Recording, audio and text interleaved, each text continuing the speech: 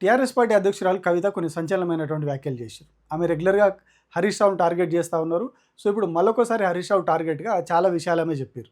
ఆమె ఏకంగా వెన్నుపోటు రాజకీయాలు నడుస్తున్నాయి, ఎట్లా అయితే ఎన్టీ రామారావుకు చంద్రబాబు చేసిండో అట్లాంటి రాజకీయాలు హరీష్ రావు చేస్తున్నాడు తెలంగాణలో అని చెప్పి ఆమె చెప్పారు. మెదక్లో కొందరు ఎమ్మెల్యేలతో రహస్యంగా సమావేశం పెట్టిర్రు. ఆయన సపరేట్ వ్యవహారం నడిపించే ప్రయత్నం చేస్తూ ఉన్నారు వచ్చే ఎన్నికల తర్వాత అని చెప్పి ఆమె చెప్పారు. ఇప్పుడు మెదకోలతో మీటింగ్ పెట్టుకున్నాడు. ఆయన మీటింగ్ పెట్టుకున్నది వాస్తవం.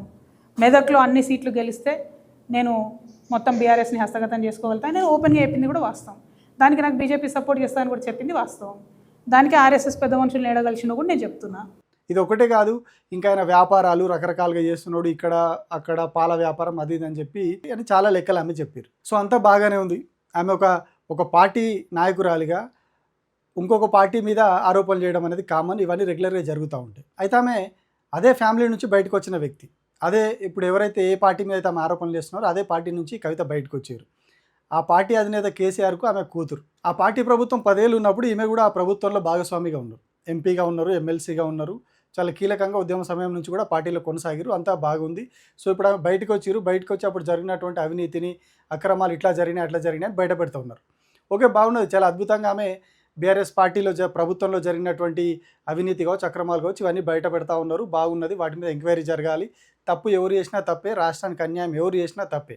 ఆ అన్యాయాన్ని, అవినీతి ఎక్కడ జరిగినా దాన్ని అరికట్టాల్సిన బాధ్యత, దాన్ని అడ్డుకోవాల్సిన బాధ్యత రాజకీయ పార్టీలకు ఎక్కువగా ఉంటుంది. ఎందుకంటే వాళ్ళు మేము ప్రజల్ని పాలిస్తామని చెప్పి వస్తారు కాబట్టి ఒక పార్టీయో ఒక ప్రభుత్వం తప్పు చేసినప్పుడు ఇంకొక పార్టీ వాళ్ళని ప్రశ్నించాలి, వాళ్ళని నిలదీయాలి. సో ఇంతవరకు ఓకే, అంతా బాగానే ఉంది. కవిత చేస్తున్న ప్రయత్నం ఖచ్చితంగా అభినందనీయం. ఎందుకంటే అప్పుడు 10 ఏళ్ళు ఆమె మాట్లాడలేదు, ఇప్పుడు మాట్లాడుతూ ఉన్నది, ఓకే బాగుంది. కాకపోతే కవిత మాట్లాడుతున్న సందర్భం, కవిత ఆ అంశాలను లేవనెత్తుతున్న సందర్భం కొంత అనుమానాస్పదంగా ఉన్నది.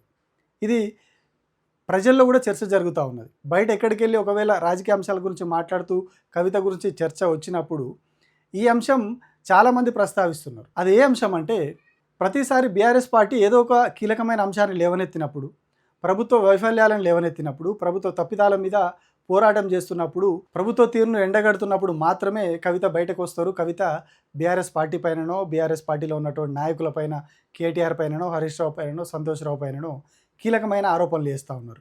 మిగతా సందర్భాల్లో కూడా చేస్తూ ఉన్నారు, కానీ చాలా చిన్న చిన్న అంశాలు ప్రస్తావిస్తున్నారు. కానీ ఎప్పుడైతే బీఆర్ఎస్ పార్టీ దూకుడుగా పోతున్నదో అట్లాంటి సందర్భంలోనే ఈమె ఇట్లాంటి సంచలనమైనటువంటి అంశాలు బయట పెడుతున్నారు అని చెప్పి బయట పెద్ద ఎత్తున చర్చ జరుగుతున్నది.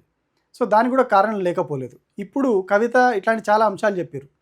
ఆయన బీజేపీతో కలుస్తారని, ఎవరో ఒక ఆర్ఎస్ఎస్ సంబంధించిన నాయకుడు పాలలో పసుపు మిరియాలు వేసుకొని తాగుతారంట, ఆయనతోటి హరీష్ రావు రెగ్యులర్గా చర్చలు జరుపుతున్నారంట. సో ఈయన అటువైపు వెళ్ళిపోతాడు నెక్స్ట్ టైం అని చెప్తా ఉన్నారు. ఈ రాజ్ పుష్ప ఓపెన్ స్కై విల్లాస్లో ఒక ఇంటి నుండి పాలల్లో పసుపు మిరియాలు కలిపి హరీష్ రావు గారి ఇంటికి పోతాయి. అంటే అది కోడ్ అన్నట్టు. అక్కడికి వచ్చే ఆర్ఎస్ఎస్ పెద్ద మనిషి మిరియాలు పసుపు కలిపిన పాలే తాగుతాడు పొద్దంతా. ఆయన ఎవరో మీరు ఇంటర్నెట్ వెతికితే మీకు తెలిసిపోతాడు. ఆ పెద్ద మనిషి ఆడికి వచ్చిన రోజు హరీష్ రావు గారి ఇంటికి పాలు పోతాయి అన్నట్టు. పోగానే హరీష్ రావు గారు ఆయన కార్యక్రమాలను బంద్ పెట్టుకొని ఆ ఇంటికి పోతాడు. అక్కడ ఆర్ఎస్ఎస్ పెద్ద మనిషితో పలు దఫాలుగా మీటింగ్ జరిగింది. ఈ టోటల్ అండర్స్టాండింగ్ ఏంటంటే బీఆర్ఎస్ పార్టీని హస్తగతం చేసుకొని వెన్నుపోటు వచ్చే రాజకీయాలు ఏం జరుగుతుంది, సో ఇంటర్నల్గా ఏం జరుగుతుందో ఏందో ఓకే. కాకపోతే అదొక సంచలనమైన విషయం ఇప్పుడు ఆమె బయటపెట్టారు. ఆమె బయటపెట్టిన సందర్భం ఏంది, హరీష్ రావు గత కొద్ది రోజులుగా ఈ పాలిటెక్నిక్ ఇష్యూకి సంబంధించి కావచ్చు, 22A ఏదైతే రాష్ట్రంలో లక్షలాది ఎకరాలు తీసుకుపోయి నిషేధిత జాబితాలో పెట్టి ప్రభుత్వం ఏదైతే ఒక ఆట ఆడుతూ ఉన్నదో ఆ ఆట మీద హరీష్ రావు పోరాటం చేస్తున్నారు. పాలిటెక్నిక్ కాలేజీలు ఏవైతే ఉన్నాయో వాటిని నిర్వీర్యం చేసేసి వాటికి కింద ఉన్నటువంటి 100 ఎకరాల భూములను కంప్లీట్గా ప్రభుత్వం కైవసం చేసుకోవడమా, లేదంటే ప్రైవేట్ వ్యక్తులకు కట్టబట్టే ప్రయత్నమా, ఇట్లాంటి వాటి కోసమే ఈ పాలిటెక్నిక్ని వ్యవస్థను నిర్వీర్యం చేయడానికి రేవంత్ రెడ్డి ప్రభుత్వం ప్రయత్నిస్తున్నదని ఒక అంశం మీద వాళ్ళు కొట్లాడుతూ ఉన్నారు. దట్టు హరీష్ రావు ఇప్పుడు గ్రౌండ్లో ఉండి కొట్లాడుతున్నాడు.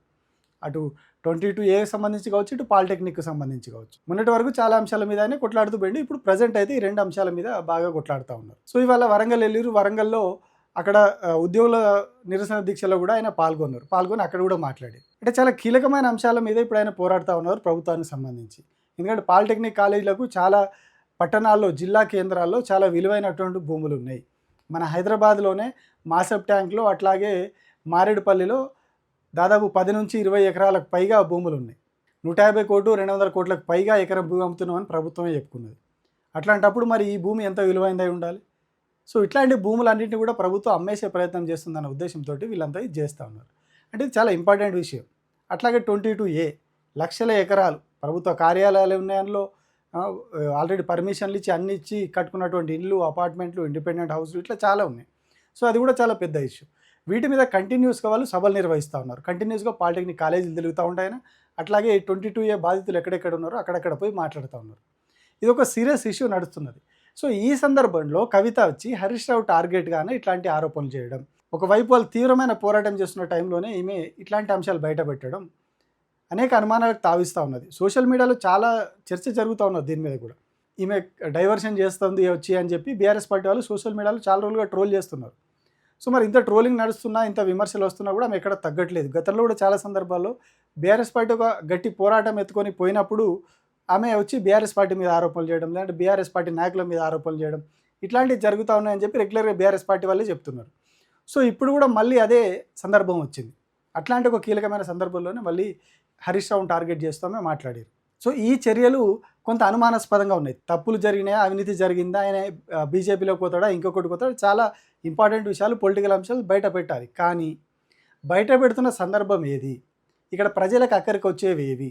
పాలిటెక్నిక్ అనే అంశము ప్రజలకు అక్కడికి వచ్చేదా, 22A అనే అంశం ప్రజలకు అక్కడికి వచ్చేదా, లేదంటే హరీష్ రావు బీజేపీలకు పోయేది ప్రజలకు ముఖ్యమా, లేదంటే హరీష్ రావు ఇంకొక ప్రైవేట్ సంస్థకో ప్రైవేట్ కాలేజీకో పాలముకునేది ఇప్పుడు ఇంపార్టెంటా? ఏది ప్రజలకు ప్రయారిటీ, ఏది ప్రజలకు ముఖ్యం, ఏది బ్రేకింగ్కు ముఖ్యం కాదు ఆలోచించాల్సింది. ఏది ప్రజలకు ముఖ్యం, ఏది ప్రజలకు ప్రయారిటీ, ఇది ఆలోచించాలి రాజకీయాలు. కానీ మన రాష్ట్ర రాజకీయాలు రోజు రోజుకి ఎట్లా అయిపోతున్నాయో చూస్తున్నాం. ప్రజలకు సంబంధించిన ప్రయారిటీ అంశాలన్నీ పక్కకు పోతున్నాయి. బ్రేకింగ్ న్యూస్ల్లో ఫ్రంట్ పేజీల్లో, ప్రభుత్వ పత్రికల్లో ఫ్రంట్ పేజీల్లో వచ్చే వార్తలు, ప్రభుత్వ ఛానళ్లలో హెడ్డింగ్లు అయ్యే వార్తలు, బ్రేకింగ్ న్యూస్లో అయ్యే వార్తలు తప్ప వేరే వార్తలకు ప్రాధాన్యత ఇచ్చినట్టుగా, వేరే అంశాలకు రాజకీయ పార్టీలు ప్రాధాన్యత ఇచ్చినట్టుగా కనిపిస్తలేదు. దట్టు ఇప్పుడు కవిత ఒక కొత్త పార్టీగా పెట్టుకొని కొత్తగా నేను ఎదుగుతా, ముఖ్యమంత్రి అవుతా అని చెప్పుకుంటున్న పరిస్థితుల్లో ఆమె ఇట్లా చేయడం కొంత ప్రజలు కూడా జీర్ణించుకోలేకపోతున్నారు. అంటే ఎంతసేపు బీఆర్ఎస్ పార్టీని టార్గెట్ చేయడం, అందులో ఉన్న వ్యక్తులను టార్గెట్ చేయడం, అది కూడా ప్రజా సమస్యల మీద కొట్లాడుతున్నామని బీఆర్ఎస్ పార్టీ చెప్పుకుంటున్న టైంలో ఈ మధ్య చేయడం వల్ల చాలా ఆరోపణలు వస్తున్నాయి. ఎందుకంటే గతంలో కాంగ్రెస్లో ఉన్నటువంటి కొందరు నాయకులు, కాంగ్రెస్ను విభేదిస్తున్నటువంటి కొందరు నాయకులు కూడా చెప్తున్నారు, రాష్ట్రంలోకి 2-3 రేవంత్ రెడ్డి మనుషులు ఉన్నారు, వీళ్ళలో వీళ్ళు ఉన్నారని చెప్పి ఒక 2-3 పేర్లు చెప్తున్నారు. అందులో కవిత పేరు కూడా వస్తూ ఉన్నది. సో అట్లాంటి ఆరోపణలు వస్తున్న టైంలో ఆమె ఆరోపణలు, ఆ మరకలను తుడిచేసుకునే ప్రయత్నం చేయాలి. కానీ ఇక్కడ ఆ మరకను తుడిచేసుకునే ప్రయత్నం కాకుండా అందులో ఇంకా ట్రాప్లో ఇంకా పడ్డట్టుగా కనిపిస్తూ ఉన్నది. ఆ ప్రవాహంలో కవిత పడి కొట్టుకుపోతున్నట్టు కనిపిస్తున్నది. వాస్తవానికి ఆమె నిజంగానే వాళ్ళ అవినీతిని లేదా ఈయన అక్కడ పోతున్నాడు ఇక్కడ పోతున్నాడు చెప్పాలనుకుంటే వేరే సందర్భంలో ప్రజలకు సంబంధించిన కీలకమైన అంశాలు లేని సందర్భంలో ఒక ప్రెస్ మీట్ పెట్టో ఇంకో కార్యక్రమం పెట్టో చెప్తే అవి బలంగా ప్రజల్లోకి వెళ్తుంది, అంశం వెళ్ళిపోతుంది. కానీ ఇక్కడ ఒక ప్రజలకు సంబంధించిన అంశాల మీద జరుగుతున్నప్పుడు రావడం వల్ల కవిత పార్టీకి ఎక్కువ డ్యామేజ్ అవుతున్నది. మరి ఆమెకు ఎవరు సలహాలు ఇస్తున్నారో ఏం చేస్తున్నారో తెలియదు. కానీ ప్రజా సమస్యలు పక్కకి వెళ్ళిపోవడం, రాజకీయ సమస్యను ప్రధాన సమస్యగా చూపించడం అనేది కొంత ప్రజలు ఎంతో కొంత అర్థమవుతుంది. ప్రజలకు ఈ రాజకీయాలు, ఈ రాజకీయ స్ట్రాటజీలు అర్థం కావాలని అనుకుంటాం, కానీ ప్రజలు చాలా అద్భుతంగా అర్థం చేసుకుంటారు, చాలా అద్భుతంగా వాటి మీద రెస్పాండ్ అవుతారు. సో ఇట్లాంటివి జరగకుండా చూసుకుంటే బెటర్. రాజకీయాలు ఎప్పుడైనా చేయొచ్చు, ప్రజా సమస్యలు ముఖ్యం. ఇక్కడ విద్యార్థుల భవిష్యత్తు, ప్రజలు, పేద ప్రజలు రూపాయి కూడబెట్టి కొనుక్కున్నటువంటి ఇండ్లు నిశ్చయిత జాబితాలకు పోయినాయి. సో ఇవి ఇప్పుడు మనకు ప్రయారిటీగా ఉండాలి, వాటి మీద మనం కొట్లాడాలి, వాటి మీద మాట్లాడాలి. సో అట్లాంటి వేరే అంశాలు ఉన్నప్పుడు వేరే సందర్భాల్లో పెట్టి చేయొచ్చు. కానీ ఇట్లాంటి సందర్భాల్లో చేయడం, ఒక కీలకమైన అంశం పోతున్నప్పుడు ఇంకో రాజకీయ అంశాన్ని తీసుకొచ్చి అడ్డుగా వేస్తున్నారు అనేది ఇప్పుడు జరుగుతున్నటువంటి చర్చ. సో ఇది ఎట్లాంటి పరిణామాలకు దారితీస్తుంది, ఎక్కడికి దారితీస్తుంది, మరి కవితకి ఏ రకంగా ఇది లాభిస్తుంది? ఆమె క్లియర్గా స్ట్రాటజిక్గా ఆమెకు వస్తున్నటువంటి ఫీడ్బ్యాక్ తోట మరి ఎట్లా చేస్తున్నారో కానీ ఆమె క్లియర్గా చేస్తున్నట్టు, ఆమె అన్నీ తెలిసే చేస్తున్నట్టు కనిపిస్తుంది. అంటే ఇప్పటికి ఒక్కసారి కాదు, చాలా సందర్భాల్లో ఇట్లాంటి కీలకమైన అంశాలు జరుగుతున్నప్పుడు ఆమె కీలకమైన అంశాలు కొన్ని బయట లీక్ చేస్తూ ఉన్నారు, బయట పెడతా ఉన్నారు. అంటే ఖచ్చితంగా ఆమె అన్నీ తెలిసే చేస్తున్నారు. సో ఇందులో కూడా ఆమె ఏదో స్ట్రాటజీ ఉన్నది. మరి ఆ స్ట్రాటజీ ఎంతవరకు వర్కౌట్ అవుతుంది, ఎంతవరకు ఆమె పార్టీకి లాభం అవుతుంది అనేది లేదు, ఎంతవరకు బీఆర్ఎస్ పార్టీకి డ్యామేజ్ చేస్తుందో కూడా చూద్దాం. Thank you.